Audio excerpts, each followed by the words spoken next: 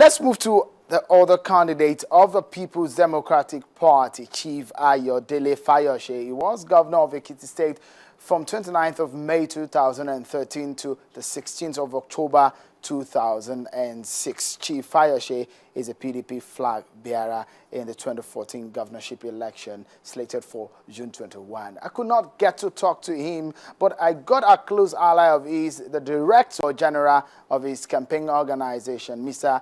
Boyega Arobi-Sogon.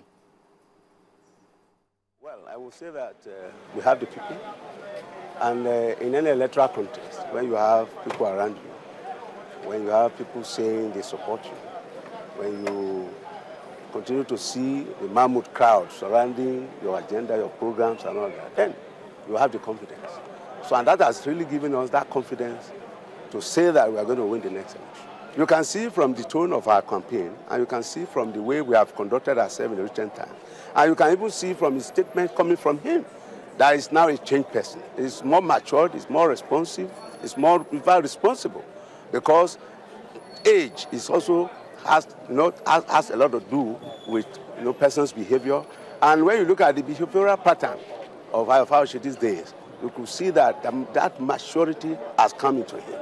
The way he has managed, the success of that primary, the way he has been able to galvanize the people and mobilize them to appreciate the fact that there must be peaceful rallies, there must be peaceful conduct of rallies and everything, shows that he has changed. And it's no more the Fayose of 2003, it's Fayose of 2004.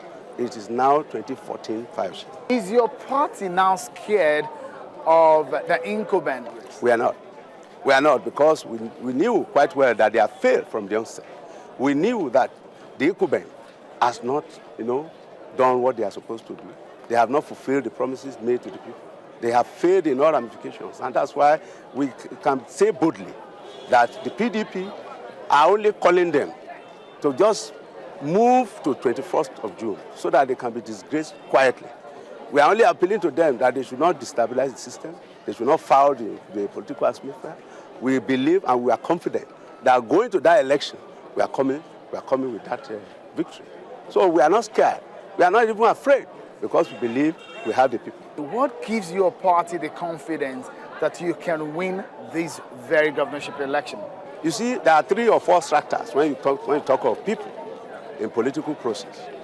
You have the elite, you have the middle class, you have the working class, and you have the masses, who are the downtrodden masses that will give support in any election.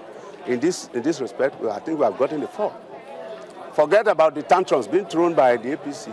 Forget about whether they are saying some elite group under the aegis of 11 are talking, but we know that the elite strata in Ekiti State, that comprises the founders of Ekiti State, are fully in support of PDP. The working class are in support of PDP.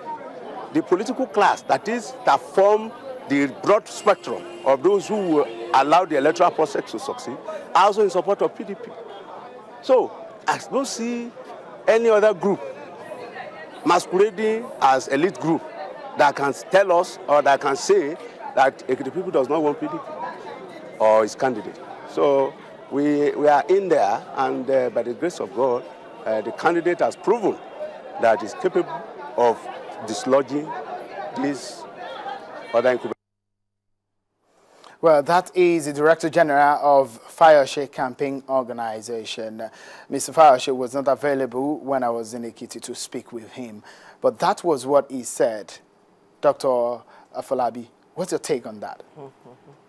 I think he was very honest, because he started with saying that the Fayose of now is not the Fayose of 2003, which speaks volume also about what has happened in the past and the damage control that they are looking forward to do.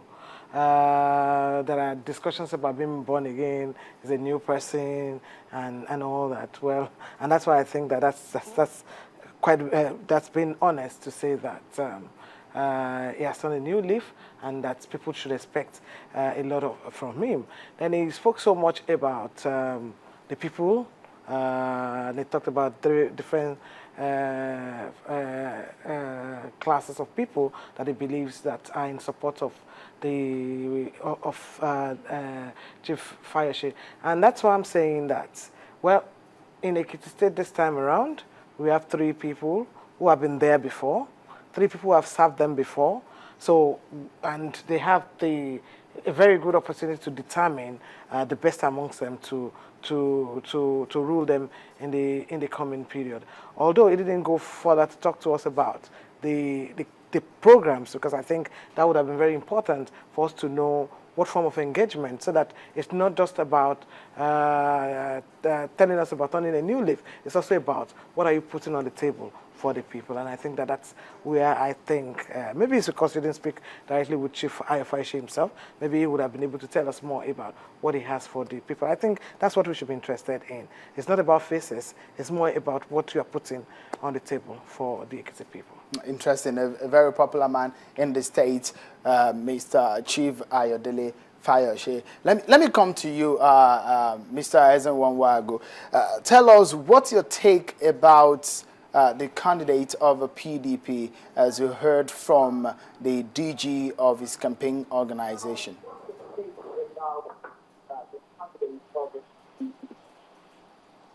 Well, I think that somebody should tell Chief Fayose to try and engage more. I see him not wanting to engage in debates, and I see a situation in which he's been quite elusive in terms of engaging. And there's this basking on a certain popularity that I think he needs to watch. The DG spoke in a manner that also calls for a lot of concern.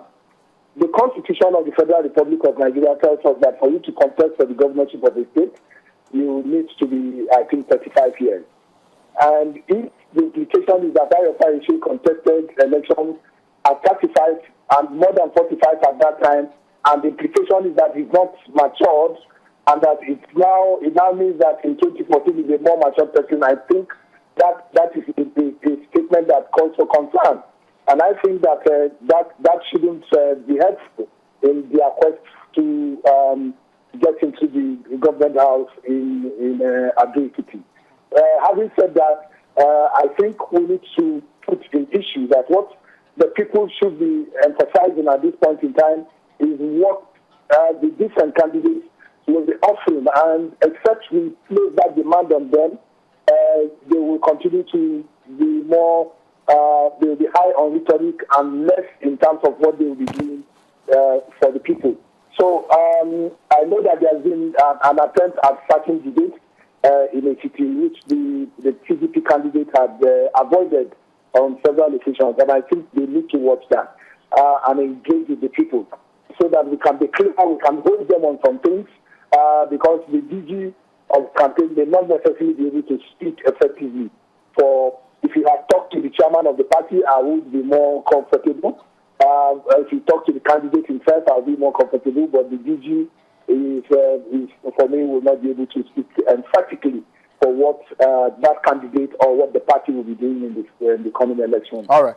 Thank you, Mr. Wagu. Just to hang on there. Well, we'll try to make sure that we get across to Mr. Fayose. Busy, all of the candidates are busy for their campaigns, but as soon as we're able to get hold of him, we'll be able to ask him questions on his manifesto and all of that. Let's move on now. Well, INEC will be under the spotlights in these polls as Nigerians will be watching closely at a process which is supposed to be a template for the 2015 general elections. The INEC rec in the state told me earlier in the week about the plans of the commission ahead of the polls. Now, we have gone a very, very long way in the preparation because as we speak, all the non-sensitive materials have been supplied and distributed to all the 16 local government areas, because as we speak, all the electoral officers have been mobilized financially to discuss with those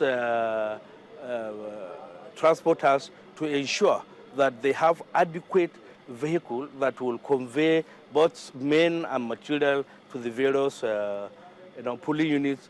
And we have also established what we call super racks and racks. And these are centers that are provided with facilities that will enable electoral officials to sleep or to pass the night at that center, because these centers are very close to the polling units. The coalition officer for the state is a university professor, and we believe that it will be the vice chancellor of the OA University. And the ad hoc staff are really made up largely of the members of the National Youth Service Corps, the students of the federal tertiary institution, not state,